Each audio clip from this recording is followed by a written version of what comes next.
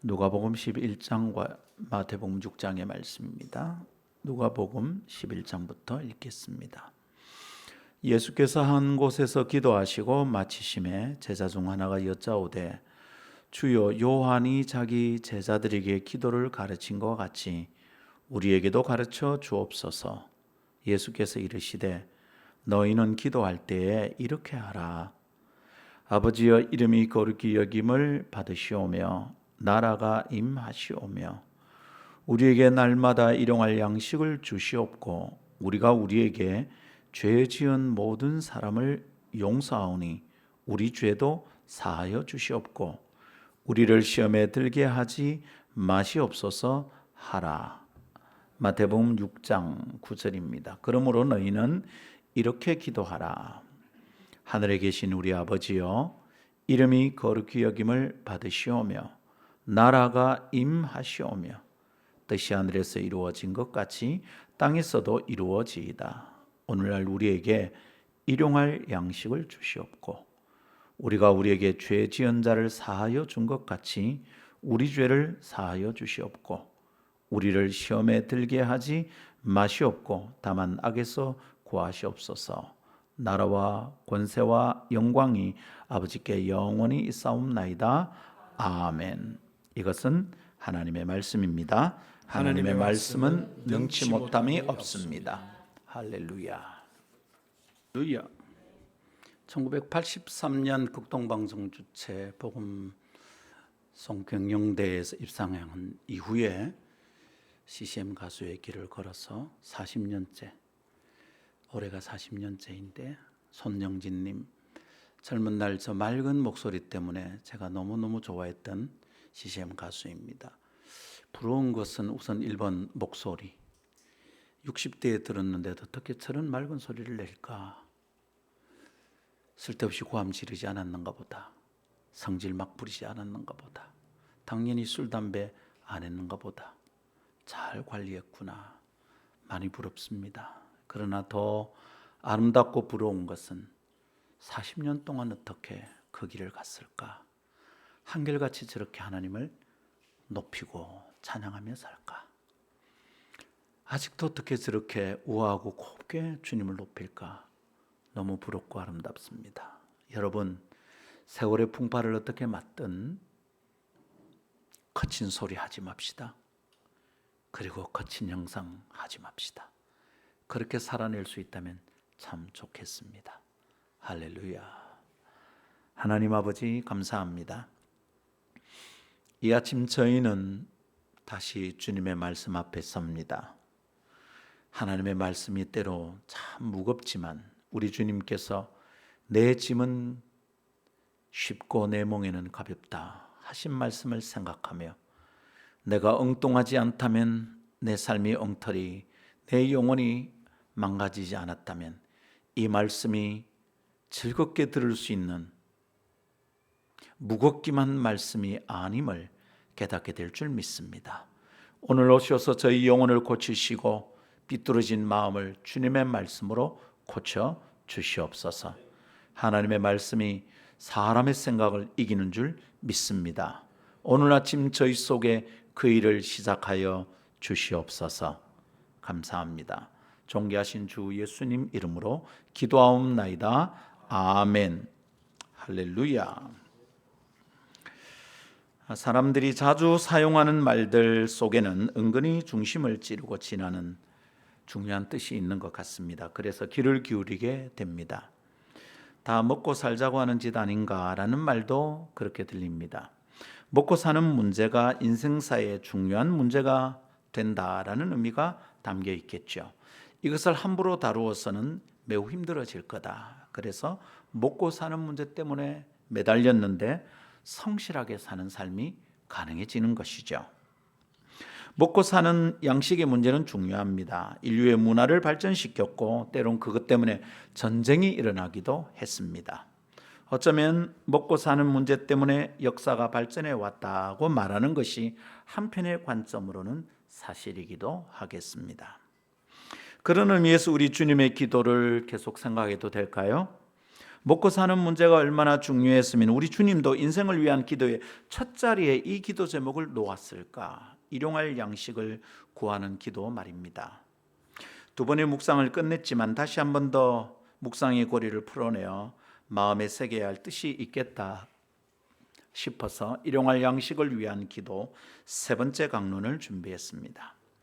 일용할 양식을 구하는 기도는 정말 먹고 사는 문제를 크게 다루고자 하는 의도를 가진 기도일까요? 먹고 사는 문제 크다 이 얘기하려고 하신 말씀일까요? 한 걸음만 더 나아가서 묵상해 봅시다. 그래서 오늘 다음 세 가지 깨달음의 꼭지를 함께 다루어 보기를 바랍니다. 주님의 뜻 안으로 그래서 우리가 더 깊이 나아갈 수 있기를 기대합니다. 첫 번째, 일용할 양식을 구하는 기도는 존재적 궁핍을 깨닫게 만듭니다. 두 번째, 일용할 양식을 구하는 기도는 완전한 공급자를 바라보게 합니다. 세 번째, 일용함의 족함을 배우고 쏠리는 구조와 흐름을 혁신합시다. 세 가지 말씀을 나눌 때 주님의 마음을 고스란히 받아서 잘 순종하는 성도들 되기를 바랍니다. 첫 번째 따라가겠습니다. 일용할 양식을 구하는 기도는 존재적 궁핍을 깨닫게 만듭니다. 일용할 양식을 구하는 기도는 내가 존재론적으로 본질적으로 궁핍한 자구나, 굶주리고 있는 자구나, 나는 그런 존재구나 라는 것을 깨닫게 만든다라는 말입니다. 일용할 양식을 구하는 기도는 눈앞에 있는 지독한 우리의 현실에 집중하게 만드는 기도, 그 정도 역할만 하고 있을까요? 먹고 사는 문제에 허덕이는 자들에게 그 문제를 해결해 주시려는 하나님의 넓은 은총이 개입하는 그런 순간에 기도로 그쳐야 할까요? 물론 하나님은 당신의 백성들의 배주머니를, 밥주머니를 무관심하게 바라보지는 않으십니다. 주님은 우리가 배고플 때 아파하십니다. 그러나 이 기도가 그렇게 인간의 현상에 대한 문제만 다루는 문제일까요? 그런 기도일까요? 우리의 현상, 겉모습만 다루고 끝나는 기도일까? 이 말입니다. 주기도문의 배경이 되는 마태복음 6장을 천천히 읽으면서 묵상하다 보면 그것이 그런 것만이 아니라는 것을 우리가 어렵지 않게 깨닫게 됩니다. 우리는 하나님 없는 이방인들과 같이 무엇을 먹을까, 무엇을 마실까, 무엇을 입을까 그런 문제에 매달려 살아서는 안 된다고 말씀하신 마태복음 6장 전체의 말씀을 꼭 붙잡아야 됩니다. 주님의 명료한 가르침을 깨달아야 하겠습니다. 그렇다면 이 기도는 먹고 사는 문제에만 집중하는 기도라고 결론을 맺고 끝맺어서는 안 되겠습니다. 그러면 일용할 양식을 구하는 기도의 뜻을 더 나아가 묵상한다면 어떤 깨달음을 얻을 수 있을까요? 어떤 깨달음을 얻어야 할까요? 사람의 본질에 대해 성찰하게 만든다는 의미에서 이 기도는 중요합니다. 이것을 놓치지 않기를 바랍니다. 일용할 양식을 구하라. 하나님께 네 배고픈 문제를 기도해라. 이 말은 네가 원래 어떤 존재인지를 좀 생각해라. 나의 본질에 대한 의미를 이 기도가 다루고 있다는 것을 생각하면 좋겠습니다. 자, 양식이 없으면 당연히 배고픕니다. 아침을 먹었는데 점심거리가 없다면 점심은 굶어야 되는데 그러면 점심때는 배가 고플 겁니다. 본능을 자극합니다. 얄팍한 우리의 문제, 우리의 배고픔을 자꾸 건드립니다. 그래서 여러분, 이 기도를 드리면 우리의 현실이 깨달아집니다. 우리의 궁핍에 대한, 굶주림에 대한 묵상을 가능하게 만드는 것 같습니다. 일용할 양식을 구하는 기도 말입니다. 그런데 여러분, 인간은 배만 가진 존재가 아니잖아요. 배고프겠다, 돈이 모자라겠다, 내가 굶겠다 이 고민만 하고 사는 존재가 아니잖아요. 배고픔만 해결한다고 해서 사람다움의 요구가 다 채워지는 것 아니다 이 말입니다. 밥만 먹으면 우리가 사람다워지는가? 그거 아니잖아요. 배는 부른데 우리 때로 여전히 허기를 느낄 때 있지 않습니까? 밥은 많이 먹었는데 뭔가 내가 모자라는 것 같은데 여러분 이럴 때 없습니까? 괜히 입이 궁금해서 빵에 손이 가고 쿠키에 손이 갑니다. 배고파서 그런 것 아니잖아요. 이상하다. 배는 부른데 내가 왜 이렇게 껄떡거리지? 우리 이럴 때 있지 않습니까? 자, 좀 극단적인 예를 든다면 이런 것입니다. 실현을 당한 사람들이 종종 밥통을 끌어안고 그것을 통째로 비우는데 세상에 25인씩 밥통을 자기 혼자 다 먹는다 이 말이죠. 그리고 밥통을 끌어안고 먹습니다. 뭡니까? 허기를 느끼는 겁니다. 참 내가 비어 있구나. 배가 고파서 밥이 땡기는 것이라고 우리 몸이 착각을 하는 거죠. 그래서 밥으로 배를 채우는데 허기가 가실 것처럼 생각해서 밥으로 내 배를 채우는데 그런데 아니잖아요. 안 채워져. 배가 불러서 숨을 쉬기 어려울 정도로 배가죽이 부풀어 올라도 여전히 공허합니다. 허기가 사라지질 않습니다. 왜 그렇습니까? 존재의 공허함 때문입니다. 내 존재가 안 채워지거든. 내 사람됨의 본질적 바닥이 텅 비어 있어요. 그게 차오르지 않아요. 내가 괜찮은 인간인지 잘 모르겠다 이 말입니다. 내 존재가 허기를 느끼는 거예요. 당연하게도 거절당한 마음은 무엇으로도 잘 안 채워집니다. 실현을 당했으니 밥통을 붙들고 앉아 그 밥통을 다 비워도 안 채워집니다. 존재가 텅 비어서 그렇습니다. 그런 경험을 하면서 우리는 어렴풋이 철학적 깨달음에 도달하는 것 같아요. 그 순간 우리가 갑자기 철학자가 된 것 같습니다. 아하, 내 존재에 굶주림이라는 것이 있는 거구나. 존재의 배고픔이라는 게 있는 거구나. 한 번도 생각해 보지 않은 어떤 문제에 부딪힙니다. 내 존재의 내면에는 빈 곳이 있구나. 밥을 먹어서 채워지지 않는 비어있는 곳이 있는 거구나. 통장에 돈이 아무리 들이차도 내 존재의 바닥은 그런 것으로 채워지지 않는구나. 빈 곳이 있구나. 인간은 본질적으로 그런 굶주린 상태로 이 세상에 오는 거구나. 태어나는 순간 우리는 굶주림이 우리 속에 본질적으로 있다는 거구나. 이런 걸 깨닫습니다. 근데 말입니다. 거창하게 철학적 성찰을 언급하지 않아도 됩니다. 내가 무슨 철학적 문제에 대해서 고민할 만큼 대단한 사고를 하는 사람이다. 그렇게 착각하지 않아도 됩니다. 일용할 양식을 구하는 기도를 하면서 우리는 자신의 존재 상태를 깨달을 수 있습니다. 하나님은 일용할 양식을 구하라 그러셨구나. 그러면 그 기도를 하는 동안에 내 존재의 본질이 어떤지 깨달을 수 있다 이 말입니다. 일용할 양식을 구해야 된다고요? 무슨 말이죠? 생각해 보십시오. 하루 먹고 그 다음날 살기가 비참할 정도로 벅찬 사람이 우리 교회에는 별로 없습니다. 지금 여기 앉은 사람 중에는 없습니다. 그렇죠? 그런 정도로 내가 비참한 상태는 아니지 싶잖아요. 월급은 따박따박 들어오고요.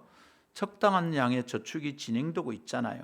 재벌은 아니지만 하루 먹을 것을 염려할 정도는 아닌데 싶지 않습니까? 그러니까 이 기도를 우리가 못 하는 겁니다. 이런 기도를 안 하는 겁니다. 주님이 가르쳐 주셨는데 안 하는 거예요. 기도를 안 하는 겁니다. 나는 모자라지 않다 생각하니까 기도를 안 하고 있는 겁니다. 기도 안 해도 돌아가는데 뭐. 기도 안 해도 월급은 나오고 기도 안 해도 내 통장에 잔고가 좀 있는데 뭐. 기도 안 해도 내가 하루 세 끼는 먹을 수 있는데 뭐. 여러분, 양식이 모자라서 두 끼만 먹는 거 아니거든요. 저희 아내와 저는 아점 먹고 저녁만 먹고 하루 두 끼 먹으려고 애를 씁니다. 그래서 점심 약속이 있는 날은 아침을 안 먹고 기다려요. 점심 약속하는 사람들이 늦게 오는 날이면 배가 고파가 못 견디겠어. 왜 우리 두 끼 먹습니까? 먹을 게 없어서 그렇지는 않습니다. 먹을 걸 염려할 정도는 아닙니다. 그런데 우리 주님이 일용할 양식을 구하라고 가르쳐 주시잖아요. 물론 당시에는 배고픈 민중들이 있었습니다. 당시 유대인들은 로마의 속국이고 세금을 과도하게 빼앗기고 있는 중이었기 때문에 배가 고팠을 겁니다. 그러면 그때는 기도하고 오늘은 기도 안 할 내용입니까? 그렇지 않죠. 가만히 생각하고 묵상하다가 문득 생각을 멈추게 됩니다. 내 생각이 브레이크를 밟는 거죠. 하루 먹거리는 있지만 진짜로 내가 괜찮은 사람인가? 라는 생각에 멈추게 되는 거죠. 내가 하루하루 먹을 수는 있고 배는 안 고프지만, 내가 밥 주머니를 채우긴 하지만 내 내면의 존재 주머니들이 채워지는가 이 말입니다. 내 마음은 잘 채워지나 이 말입니다. 우리는 존재의 배고픔을 경험하곤 하지 않던가요? 실현을 당해본 경험이 있는 사람, 누구에게 거절당한 경험이 있는 사람들이 우리 알고 있어요. 내 존재 주머니가 안 채워질 때가 있더라 이 말입니다. 아멘. 우리는 존재의 배고픔을 경험할 때가 있어요. 아무 문제가 없는 것 같아도 지지해 주는 누군가가 그립고요. 어디론가 가서 무엇인지도 모르지만 뭔가 그것이 내게 채워지기를 바라는 거죠. 배 안 고파요. 그런데 누가 지지해 주기를 바라요. 여러분, 내 주변에 사람이 아주 없는 것도 아니에요. 그런데 어디론가 가서 무엇인가로 내가 좀 채워야 될 것 같아. 그래서 요즘 사람들은 분위기 있는 카페에 찾아가서 앉기도 하고요. 별난 막걸리를 찾고 까리한 볼거리를 찾아서 방거리를 헤매고 밥을 한 끼 먹고 또 먹고 막 그럽니다. 내 갈증과 굶주림이 채워지기를 기대합니다. 왜 이럽니까? 존재의 갈증, 존재의 허기를 느끼기 때문입니다. 예수님은 일용할 양식을 구하라 라는 기도 제목을 가르쳐 주면서 이 얘기를 하고 계신 거죠. 너희들 그러면 배는 안 고프니까 기도 안 해도 되나? 배는 안 고프니까 일용할 양식을 구하는 기도 따위는 안 해도 되나? 그렇지 않다는 거예요. 성도 여러분, 오늘 아침 이 말씀을 단단하게 붙듭시다. 이것을 깨닫지 못하면 우리는 그저 양식만 구하게 됩니다. 배만 부르면 내가 괜찮은 줄 알고 그냥 살아가게 됩니다. 그러다가 우리는 배부른 돼지가 되어가는 거죠. 이런 묵상을 하면서 요한복음 6장을 생각하지 않을 수 없습니다. 오병이어 사건이 담긴 본문입니다. 보잘것없는 아이의 도시락을 깨뜨려 5천 명이 넘는 사람이 배불리 먹은 사건, 이 요한복음 6장에 나옵니다. 근데 그 사건이 지나고 나서 주님이 주님을 따르는 군중들에게 이렇게 말씀하셨습니다. 요한복음 6장 26절 27절 예수께서 대답하여 이르시되 내가 진실로 너희에게 이르노니 너희가 나를 찾는 것은 무슨 얘기입니까? 오늘 우리에게 주제를 맞춰서 말하면 너희가 내한테 기도하는 까닭은 이 말입니다. 너희가 나를 믿는 이유는 이런 말입니다. 너희가 오늘 아침에 이 예배에 나온 까닭이 내가 뭔지 알고 있다 이런 말입니다. 너희가 나를 찾는 까닭은 표적을 본 까닭이 아니요 떡을 먹고 배부른 까닭이다. 표적은 요한복음에서 굉장히 중요한데 이 표적이란 말은 영어로는 sign, 헬라어로는 세메이온인데 이건 뭐냐 하면 기적 같은 일을 통해서 하나님이 어떤 분인지를 계시하는 의미가 있어요. 그럼 표적을 봤으면 예수님이 어떤 분인지 이 군중이 깨달아야 돼. 예수님을 통해서 하나님의 나라를 어떻게 계시하는지 이 사람들이 깨달아야 돼. 근데 주님이 뭐라냐면 너희가 지금 나를 따르고 또 몰려와서 나를 찾는 것은 표적을 본 까닭이 아니야. 5천명이 먹고 남은 거에 대해서 너희가 하나님이 누구인지 계시를 받은 게 아니단 말이야. 너희가 진짜 깨달은 게 아니구나. 그럼 뭐다? 떡을 먹고 배부른 까닭이고 배 좀 채워졌다고 너희가 나를 쫄랑쫄랑 따라다니구나. 그러면 또 온 거는 뭐 때문에 왔다는 겁니까? 배 채우려고 왔다는 거죠. 밥 한 끼 먹으려고 왔다 이 말입니다. 문제가 생기니까 또 문제 가지고 기도한다 이 말입니다. 문제 없으면 기도 안 할 인간들이다 이 말이죠. 갑자기 어느 집에 사람들이 새벽기도 나오면 목사가 긴장합니다. 저 집에 무슨 문제 있는갑다. 사모님 풀죠. 여보 가서 한번 알아봐라. 그랬더니 문제가 있어. 문제 없으면 기도 안 한다 이 말입니다. 이게 우리의 기도의 실상이에요. 일용할 양식을 구하라는 주님의 기도 제목을 착각하면 큰일 납니다. 그러면 배마 부르면 기도 안 해도 된다는 뜻인가? 하나님 안 믿어도 되나? 하나님이 간절하지 않아도 되나? 이 말입니다. 27절 주님이 계속 말씀하시네. 썩을 양식을 위하여 일하지 말고 영생하도록 있는 양식을 위하여 하라. 이 양식은 인자가 곧 예수님이 너희에게 줄 거야. 인자는 아버지 하나님께서 인치신 자니라. 예수님이 하신 말씀이에요. 자, 그 들판의 사건이 사람들 사이에 소문이 번져갔죠. 그러니까 사람들이 먼지를 일으키며 몰려들었겠습니다. 얼마든지 상상해 볼 수 있는 이야기입니다. 그런데 말입니다, 그렇게 몰려드는 사람들의 중심의 동기를 예수님 정확하게 딱 읽어내신 거죠. 너가 뭐 때문에 내한테 왔는지 안다. 너네가 나를 따르는 이유는 배불리 먹을 수 있겠다는 기대 때문이지, 여기 오면 한 끼 먹을 수 있겠다는 기도 때문이지, 아름다운 교회는 맛집이라더라, 한 끼는 맛있게 먹는다더라, 이렇게 왔지 너네들, 이렇게 물으시는 거죠. 성교사님, 그래서 오셨죠. 지금 저 집에 빵 준다 캐가 빵 먹고 우리가 살 수가 없다. 사람이 빵으로만 살 것이 아니라 우리는 밥으로 살아야 된다. 일용할 양식을 구하라고 가르쳐주신 주님께서 배부르게 먹을 것을 구하는 그들에게 실망하신 듯한 분위기입니다. 너가 일용할 양식을 구하라 가르쳤지만 그거 밥만 먹으라는 얘기가 아닌데, 그 군중들이 무엇을 놓치고 있는 거죠. 그리고 주님께서 그 마음으로 오늘 우리에게 말씀하시죠. 너희도 이 기도 놓치고 있지. 밥만 먹으면 되는구나 생각하는 기도, 그게 전부가 아니라는 거 너가 놓치고 있구나. 주님께서 오늘 우리에게도 말씀하신 줄 믿습니다. 그래서 귀를 기울여 듣기를 원합니다. 요한복음 6장 32절 35절 조금 더 나가서 읽어보겠습니다. 예수께서 이르시되 내가 진실로 진실로 너에게 이르노니 모세가 너에게 하늘로부터 떡을 준 것이 아니라, 만나 얘기입니다. 그죠? 내 아버지께서 너희에게 하늘로부터 참떡을 주시나니, 만나 그거 말고 너희가 먹을 참떡이 있다 이 말입니다. 만나만 먹고 살다가 가아들이 40년 동안 광야에서 다 죽어갔지 않냐 이 말입니다. 그것만 구하면 안 된다 이 말입니다. 참떡을 먹어야 돼. 뭐죠? 하나님의 떡은 하늘에서 내려 세상에 생명을 주는 것이니라. 그들이 이르되 주여 이 떡을 항상 우리에게 주소서. 예수께서 이르시되 내가 생명의 떡이다. 내게 오는 자는 결코 줄이지 아니할 터요 나를 믿는 자는 영원히 목마르지 아니하리라. 너무 명쾌하게 가르쳐 주십니다. 예수님은 당신이 배고픈 것을 채워주시는 분이라고 말씀하고 계신 거예요. 내가 생명의 떡이다. 하나님이 너희의 피로를 채우실 건데 너희 한 중요한 피로는 내가 채운다. 생명의 떡인 나를 먹어야 너가 해결이 되는 거다. 월급 따박따박 들어온다고 해결되는 문제가 아니다. 생활비 꼬박꼬박 챙긴다고 되는 문제가 아니다 얘들아. 주님이 채우시는 생명의 양이 있다는 거예요. 이 생명의 양이 내게 채워지지 않으면 어떻게 된다? 내가 본질적인 허기를 느끼는 거예요.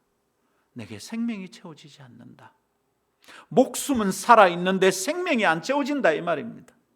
숨은 쉬고 있는데 배는 먹어서 배는 불러서 내 몸뚱아리는 생명이 유지되는데 내 목숨은 붙어 있는데 생명이 안 채워지는 겁니다. 왜요? 생명의 떡은 예수님이잖아. 그게 들어와야 내 본질적인 존재가 차오르는데 안 되니까 밥통을 끌어안고 배를 채워도 그 밥통을 다 비워도 허기를 느낀다 이 말입니다. 주님은 생명의 떡이십니다.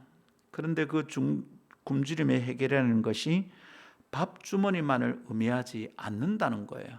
너가 그 밥주머니 채우기 위해서 나를 따라다니는 게 틀렸다 이 말입니다. 예수님 당신이 하늘에서 오신 떡이잖아요. 그리고 하늘에서 내리는 떡을 먹으면 다시 줄이지 아니할 터이요. 주님이 그렇게 말씀하십니다. 근데 우리는 밥을 먹어도 또 먹어야 돼. 물을 길러 나와도 그 부끄러움을 무릅쓰고 수가성 여인은 또 물가에 나와야 돼. 갈증이 있어. 굶주림이 있어.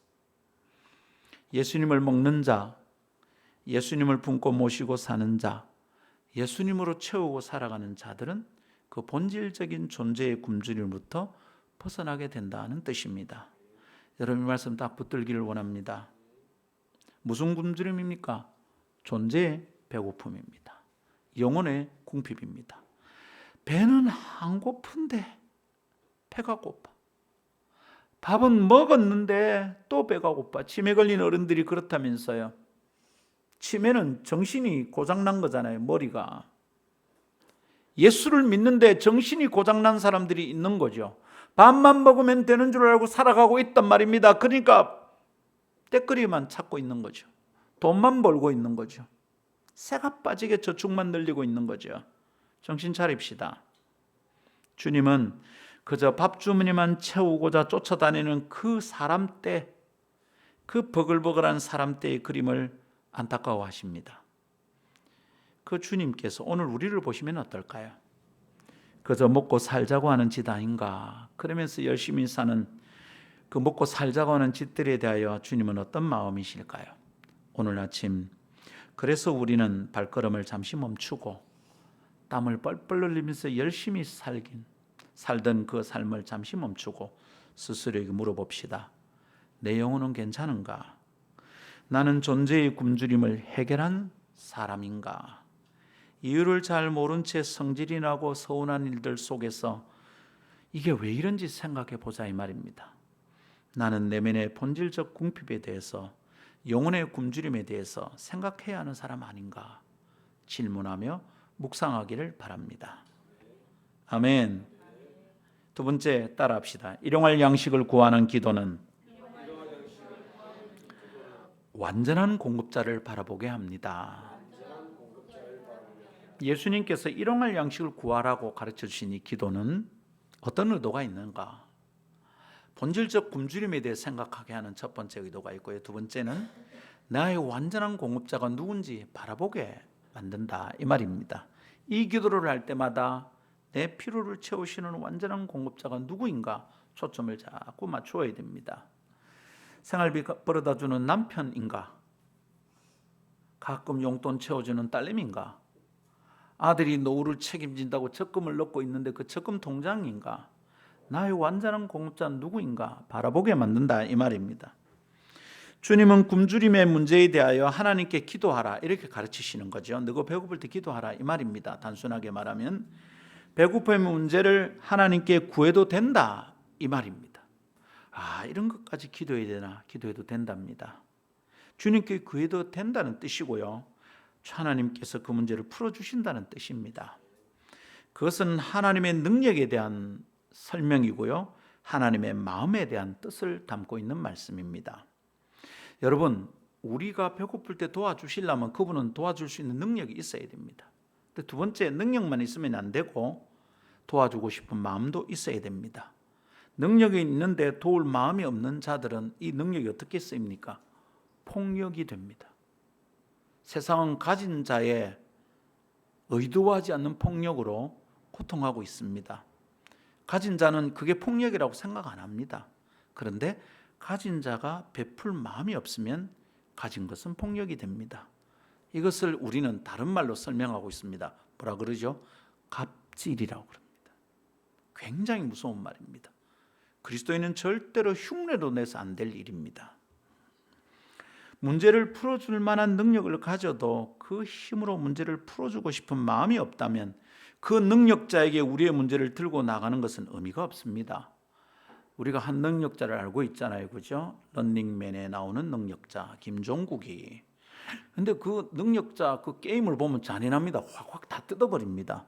결코 긍휼을 베풀지 않습니다. 그런 능력자에게 우리의 문제를 가지고 나아가는 것 무슨 의미가 있습니까? 그런데 주님은, 하나님은 우리가 알고 있는 그런 능력자와 다른 분이라고 우리에게 깨우쳐 주시고 있는 거예요. 하나님의 말씀이 사람의 생각을 이기고 고쳐요.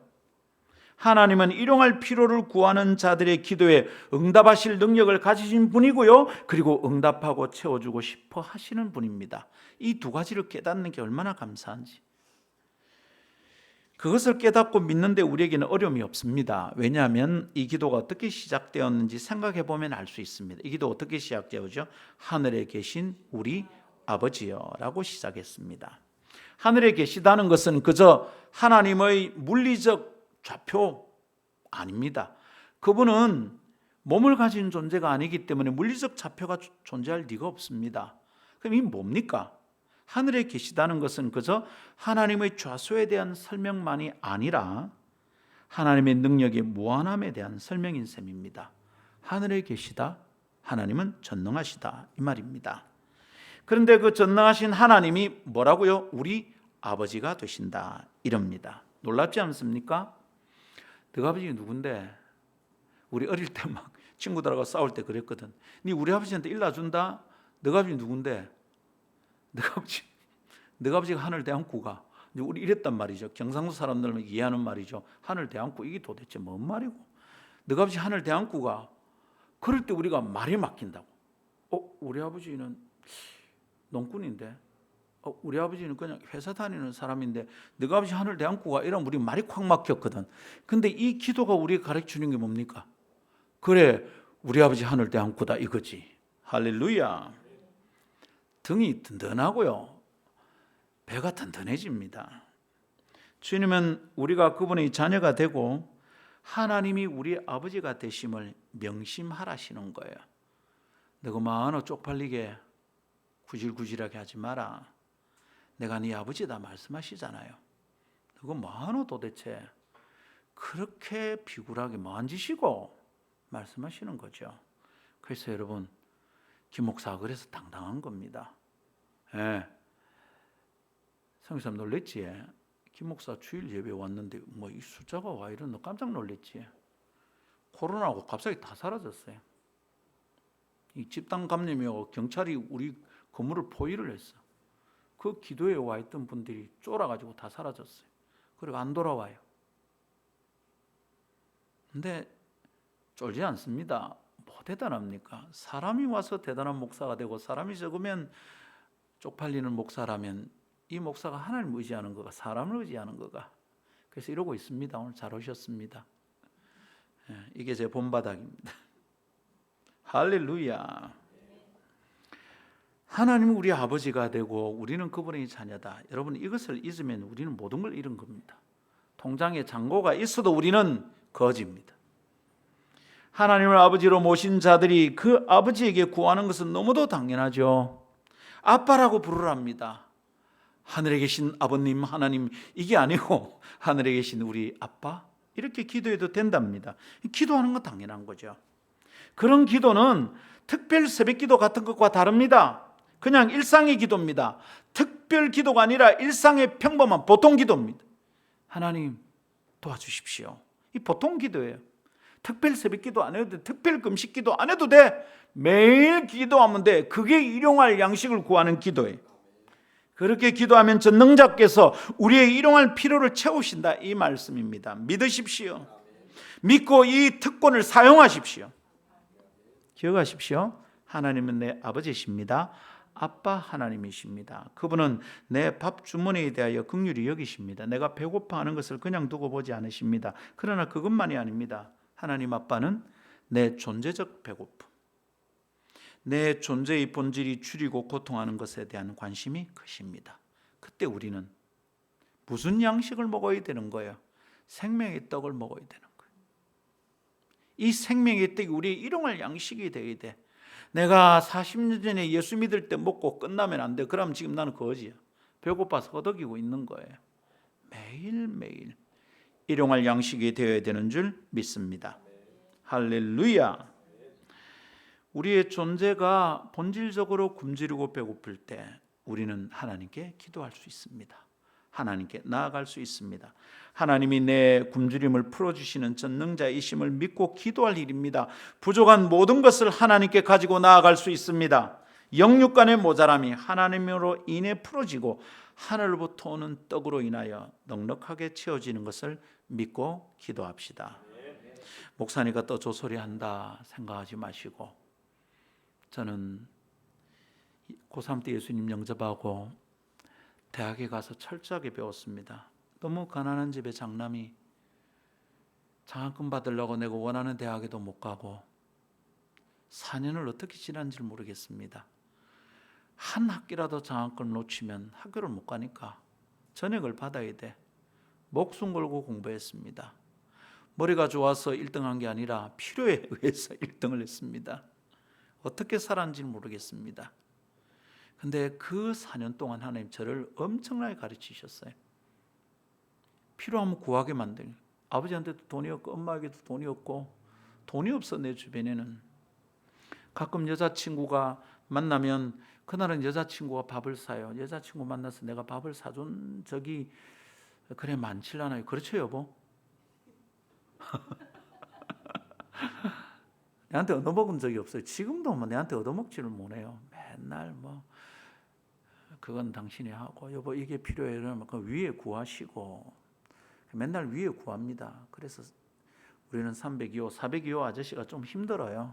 맨날 위에 구해가지고 지금 402호 아저씨 요즘 보면 막 사람이 흔들흔들해 자꾸 아픈 것 같고 빼빼 말라가고 이제 은퇴했는데 뭐 여러분 우리 어디 가서 구하냐 이 말입니다. 예수님이 그거 말씀하시는 거예요. 일용할 양식을 구하는 기도는 완전한 공급자를 바라보게 만드는 거예요. 또 주님, 또 주님, 또 내 아버지, 내 아버지. 근데 우리가 이 기도를 배우지 못하면 어떻게 되느냐 하면 자꾸 사람 찾아다니는 거예요. 절망아 내한테 일한다. 네가 가서 한 대 때려줄래? 농담처럼 그랬지 우리 딸님한테. 그래 가서 막 확 그 팀장 한 대 때려볼까? 그래서 막 회사 앞에가 응원을 했습니다. 퇴근하는데 막 애가 나오는데 제가 엘리베이터에서 탁 나오는 게 보이더라고요. 사람들이 다른 사람도 줄줄인데 그 앞에가 아내가 야야 딸내미가 다리를 다쳤는데 쩔뚝거리며 팔을 흔들면서 나오더라고. 저는 저를 반기는 줄 알았어요. 내가 야야 하니까 아빠 오더니 아빠 여기 우리 회사 앞이야 제발. 근데 내가 가서 아이의 피로를 다 채워줄 수 있습니까? 여러분 남편 쳐다보고 있으면 돈이 다 나옵니까? 마누라 쳐다보고 있으면 마누라가 내가 밥을 차려주긴 하지만 이 인간이 나를 다 채워줍니까? 어쩝니까 여러분? 우리가 나이 들고 나이들어 늙고 자식이 크면 자식이 우리 된다는데 여러분 자식이 다 우리 됩니까? 가끔은 너희 때문이 아니라 우리 때문에 너하고 안 살고 싶다 이런 느낌이 들 때가 있거든요. 우리 집안 얘기 아닙니다. 우리 집 아이들 너무 이쁘고 좋습니다. 얘랑아 오해하지 마라. 자가 오해하면 힘들어져요. 막 용돈도 줄고 막 너무 힘들어지기 때문에 일용할 양식을 구하는 기도는 완전한 공급자가 누군지를 자꾸 바라보게 만드는 기도입니다. 잊으면 안 돼. 하나님 전능자이신 내 아버지 그분을 자꾸 바라보게 만드는 거죠. 할렐루야. 하나님은 전능하시고 우리의 기도를 기다리신다. 하나님 우리를 공급하신다. 근데 우리는 굶주려요. 이야기를 듣고 있으면 괜히 힘든 얘기들밖에 없어요. 이번 한 주간 좀 좋았던 얘기가 없어. 이상하다. 하나님 우리를 공급하시고 우리를 채우시는데 왜 이리 힘들까? 우리는 왜 이리 굶주릴까? 배도 고프고 관계도 고프고 관심도 고프고 염려, 근심, 걱정은 산처럼 쌓이고 왜 이런가? 성경이 답이 있습니다. 그죠? 한번 따라할까요? 또 우리 자주 하는 얘기지만 한번 따라합시다. 내 인생은 문제투성이고 성경엔 답이 있다. 인생은 원래 문제투성이. 인생 속에서 답을 찾아하면 큰일 나는 거예요. 내 인생은 문제투성이고 답은 어디 있다? 성경에 있다. 야고보 4장 2장 2절 3절 너희는 욕심을 내어도 얻지 못하여 살인하며 시기하여도 능히 취하지 못함으로 다투고 싸우는도 딱 우리 모습입니다. 뭘 열심히 하고 막 욕심을 내고 전심을 하는데 얻지 못해. 그러니까 맨날 다투고 싸우는 거예요. 내가 원하는 걸 안 주거든. 그러니까 싸우는 거죠. 내가 원하는 걸 주면 싸울 리가 있습니까? 안 채워져. 가하고 싸운다는 것은 가로 인해 내가 안 채워진다는 뜻이죠. 자하고도 싸우거든. 그럼 자아도 나를 만족시키지 못해. 항상 내 속을 긁거든. 그러면 싸우는 거죠. 성경이 이야기하는 정답입니다, 여러분. 너희가 다투고 싸우는도다. 너희가 얻지 못함은 그 다음 구하지 아니하기 때문이다. 너희가 얻지 못하면 기도 안 하기 때문이랍니다. 일용할 양식을 구하라 안 구한단 말이죠. 오늘 이 문제가 힘들었습니다. 계속 힘들어하고 이 주님께 기도하지 않는다는 뜻이잖아요. 목사님 저는 기도하는데요. 그 다음 기도하는데도 구하여도 받지 못하면 정력으로 쓰려고 잘못 구하기 때문이다. 이기적으로 구하지 네 필요만 구하지 네 감정만 다루고 있지 엄마가 어떤지 생각 안 하지 마누라가 어떤지 남편이 어떤지 생각 안 하지 네 것만 구하지 응답이 안 되는 거죠. 응답이 안 됩니다. 기도하는 대로.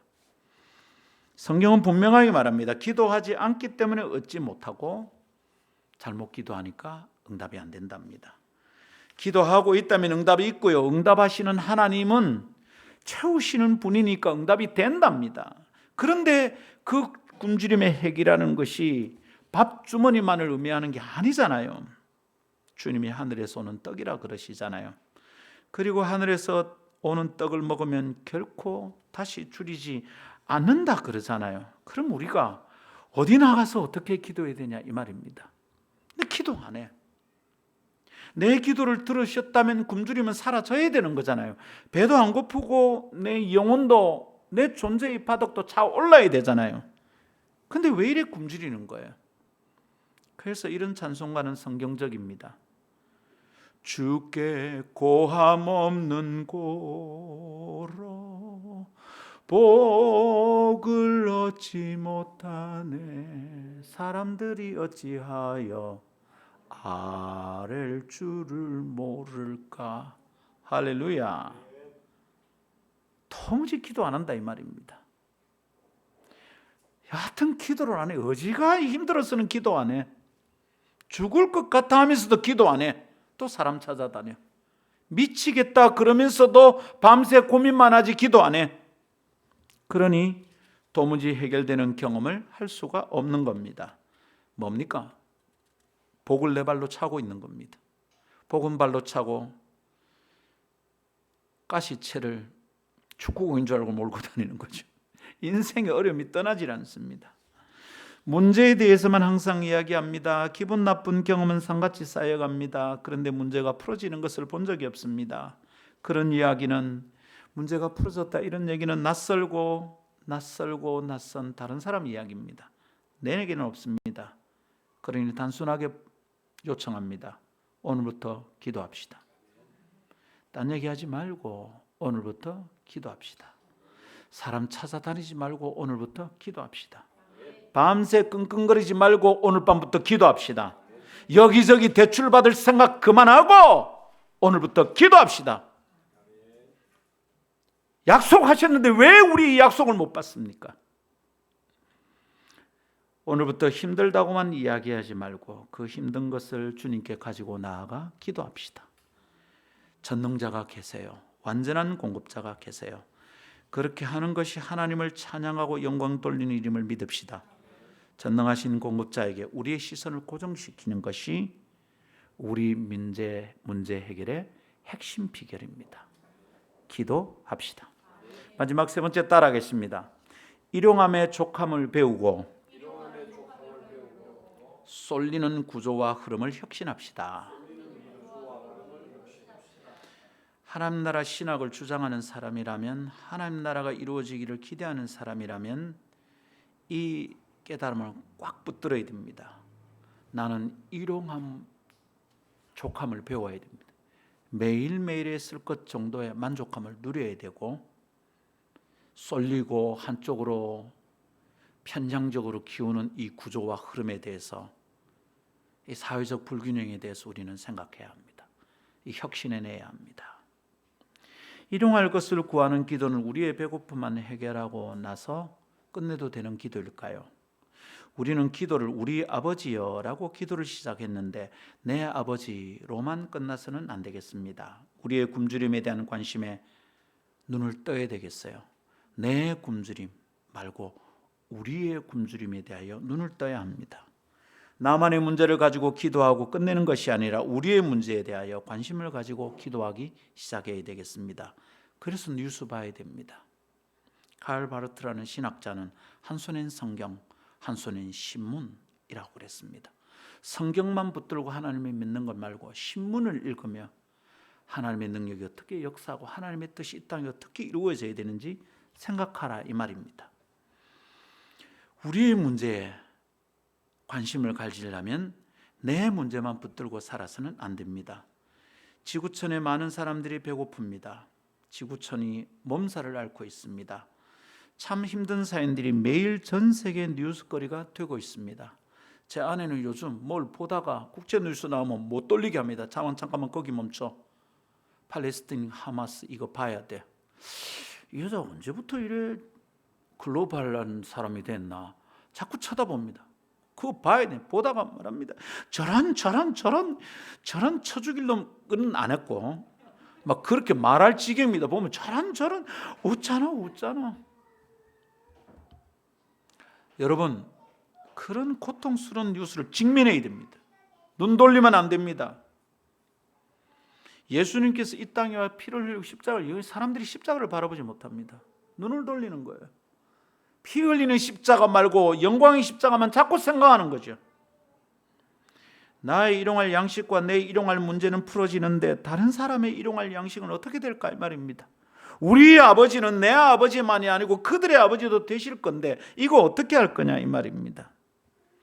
여러분, 남북 문제라는 말을 들어보셨습니까? 남북 문제, North-South Problems.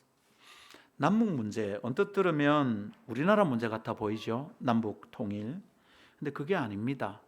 남북 문제란 말은 정치, 경제적, 사회적 문제를 의미합니다. 남쪽과 북쪽의 문제가 있다는 거예요. 북쪽은 어떠냐면 주로 북반구에 위치한 나라들이 다 어떻습니까? 다 선진국입니다. 선진공업국이고 주로 남반구, 적도 아래로 있는 나라들이 다 저개발 국가입니다. 이 사이에 경제 차이가 엄청나죠. 발전과 소득 격차가 생기는 그런 구조가 있다 이 말입니다. 국제 정치, 경제, 사회 문제, 이것을 남북 문제라고 그럽니다. 굉장히 중요한 문제잖아요. 우리나라는 이제 이미 세계 10대 경제 강국에 들어왔습니다. G7에 꼬레비쯤 있는 이탈리아를 능가했다 우리가 이랬거든요. 그러니까 이제 7등 안에 든다 이런 정도였습니다. 물론 중국을 빼고 소련을 뺀 거니까 다 합치면 우리가 적어도 그래도 G10 안에는, 그룹 10에는 들어갈 수 있는 경제력을 가졌습니다. 근데 최근에 경제 지표가 안 좋답니다. 이탈리아에게 또 밀리고 있대요. 이젠 G7이 안 되는가 봐. 그래도 여러분, 우리가 경제 강국 10위 안에 들어가는 나라입니다. 그래서 이제 유엔 분담금도 우리가 많이 내는 나라고요. 미국에 유학 간 애가 장학금을 못 받대. 왜냐하면 너희는 장학금을 받아야 될 제3세계 아이들이 아니라는 겁니다. 장학금 안 줍니다, 우리나라 애들. 여러분, 그래서 불편합니까? 아니고 많이 부담해야 됩니다. 정신 차려야 된다고 생각합니다. 제가 대구에 있는 어느 교회 집회를 갔는데 그 장로님이 굉장히 유명한 한의원을 하셔요.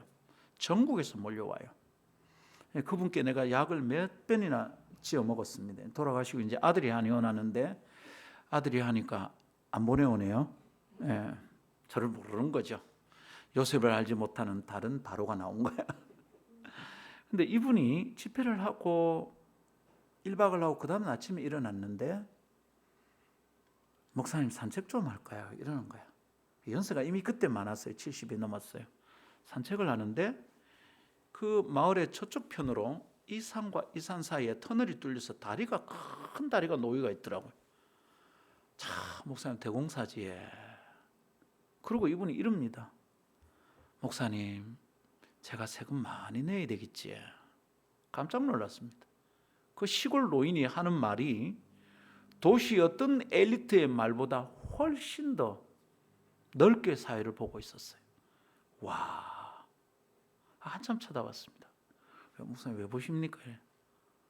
장로님 같은 분이 계셔서 이 나라가 선해요. 맞잖아요, 집사님. 목사님, 저거 다 세금으로 짓는 건데 세금 낼 만한 인간들이 세금을 떼먹으니까 저 공사가 되겠냐고. 목사님, 더 열심히 벌어야 되겠습니다. 그리고 세금 많이 내야 되겠습니다. 참 듣기 좋았습니다. 이분은 죽어서 천국 가고 끝날 뿐이 아니라 이 땅에 하나님 나라를 이룰 사람입니다. 뜻이 하늘에서 이루어진 같이 땅에 이루어지고 그분의 나라가 오기를 Thy kingdom is come. 여러분, 그분의 나라가 오고 있습니다 라고 말하고 그것을 기도할 사람들이라면 내 아버지 하나님께만 기도하면 안 됩니다. 우리 아버지 하나님께 기도해야 합니다. 대한민국 남자들이 돈 좀 있다고 동남아가 사는 짓거리들 보십시오. 어글리 코리아라는 소리를 듣습니다. 회개해야 됩니다. 언제 우리가 잘 사는 게 됐다고. 여러분, 제가 대학 갈 때만 해도 저는 먹을 밥이 없어서 쩔쩔맸습니다. 도시락을 싸갈 수가 없고요. 계란도 안 넣어주고 파도 안 넣어주는 완전히 알라면, 스프만 딱 넣어주는 라면, 그걸 70원인가 뭐 60원인가 주고 먹었습니다. 그 돈이 없었어. 사랑하는 성도 여러분, 이제 우리나라는 잘 살게 되었습니다. 아시죠? 집이 있고요, 차가 있는 사람은 전 세계 10% 안에 드는 겁니다. 우리가 10% 안에 드는 사람들이에요. 그럼 나머지 90%는 어떻게 할까요? 하나님, 그들의 일용할 양식에 대하여 주님이 도와주세요 라고 기도할 뿐만 아니라, 하나님, 그들의 일용할 양식에 대해서 제가 한 몫을 꼭 감당하겠습니다. 그 장로님처럼, 목사님 제가 세금 많이 내야 되겠지 하는 것처럼, 목사님 제가 헌금 많이 해야 되겠지. 단거이죠. 당근 100박스죠. 지 배만 부르다고 감사헌금 하는 인간들은 회개해야 됩니다. 감사헌금 하는 것 멈추고 좀 더 풀어서 섬겨라. 주님이 그렇게 말씀하신다고 생각합니다. 그럼 이제 우리는 내 먹고 사는 것만 해결해서 끝나면 안 됩니다. 마태복음 6장 전체의 문맥이 주기도문에 영향을 미친다, 그런 얘기를 이미 서론에서 다루었고요. 근데 마태복음 6장 31절 34절을 오늘 말씀과 관련하여 읽지 않을 수가 없습니다. 그러므로 염려하여 이르기를 무엇을 먹을까 무엇을 마실까 무엇을 입을까 하지 말라. 이는 다 이방인들이 구하는 것이라. 너희 하늘 아버지께서 이 모든 것이 너희에게 있어야 할 줄을 아시느니라. 다 알고 있는데 자꾸 이것만 기도하지 말라는 겁니다. 다 알고 있으니까 그거 말고 다른 것도 좀 기도해라. 그런즉 너희는 먼저 그의 나라와 그의 의를 구하라. 그리하면 이 모든 것을 너희에게 더하시리라. 우리 거꾸로 하고 있는 거야. 그 기도하면 모든 것은 저절로 채워지는데 이 모든 것을 일일이 기도하고 있는 거야. 주님은 그냥 모든 것이라 그랬어. 하나님 나라와 의문 구하면 이거는 그냥 뭉뚱그려 오는데 우리는 이걸 일일이 기도하면 얼마나 고달합니까? 아버지 돈, 아버지 또 돈, 아버지 또 돈. 그냥 뭉뚱그려 모든 것인데, 아버지 저 인간, 주님 또 저 인간, 주님 그 인간, 이 모든 것인데, 아버지 우리 회사, 주님 우리 팀, 하나님 이 다 모든 것인데 일일이 구하고 있는 겁니다. 하나님 내 통풍, 하나님 내 관절, 하나님 내 두통 일일이 구하고 있는 겁니다. 그 모든 것인데 바보 아니야? 예수 믿는데 바보가 된 거예요. 그러므로 내일 일을 염려하지 마라. 내일 일은 내일이 염려할 것이요 한날의 괴로움은 그날로 족하니라. 통 크게 주님이 주시는 것을 받고, 그리고 나는 아버지 90%의 사람의 배고픔에 대하여 내게 책임 있는 줄 알겠습니다. 쌓아두지 않고 흘러보내겠습니다. 할렐루야. 개인의 의식과 양심의 혁신이 일어나야 되겠습니다. 영혼의 딱딱한 구조의 굳음이 풀어지고 변화되는 개혁이 일어나야 되겠습니다. 종교개혁은 1517년에 일어나서 끝날 일이 아니라 2023년 지금 우리 교회의 구조 속에, 우리 사회의 구조 속에 예수 믿는다고 감히 말하는, 겁없이 말하는 사람들의 심령에 개혁이 일어나야 되는 겁니다. 어디서 자기 문제만 가지고 그렇게 울다가 인생을 끝내려고. 아버지, 내 이웃의 아픔 내게 책임이 있는 줄 압니다. 그러고 살아야죠. 할렐루야. 이번 주간도 선교사로 나가겠다는 제자 2명을 간절히 축복해서 보냈습니다. 대개는 그 친구들에게 제가 봉투를 준비합니다. 근데 교회가 갑자기 쫄아들고 나서 봉투를 준비를 못 해가지고 책만 챙겨서 보냈습니다. 근데 간절히 축복하는데 눈물이 납니다. 그거 참 대단하다. 여러 가지 반대가 있을 때 한 자매는 나이가 40대인데 싱글입니다. 집에서, 그런데요 지금 나가면 네 시집 언제 걸러 먹었는데. 근데 자매가 말했대. 시집은 이미 걸러 먹었는데 뭐 나간다고 걸러 먹었나. 간절히 축복했습니다. 눈물이 많이 납니다. 저도 내 아이들이 이제 30대 후반 30대니까 제 마음이 그 청년들이 왔는데 그냥 안 보입니다. 간절히 축복했습니다. 근데 주변에서 다 말린다 그러더라고요. 그래서 말했습니다. 주님의 뜻을 따라가는 길이 가끔 고단해 보여도 절대로 고단하고 끝나지 않더라. 뜻밖의 은총이 기다리고 있더라. 제가 지금 책을 쓰려고 준비 중인데 책 제목입니다. 뜻밖의 은총. 상상할 수 없었던 일이 있더라. 그러니까 겁먹지 말고 나가라. 하늘과 땅의 모든 권세를 가지시니가 세상 끝날까지 함께 한단다. 뭔 걱정을 하나. 여러분, 우리 영혼과 우리 마음의 딱딱함이 풀어지는 개혁이 일어나야 합니다.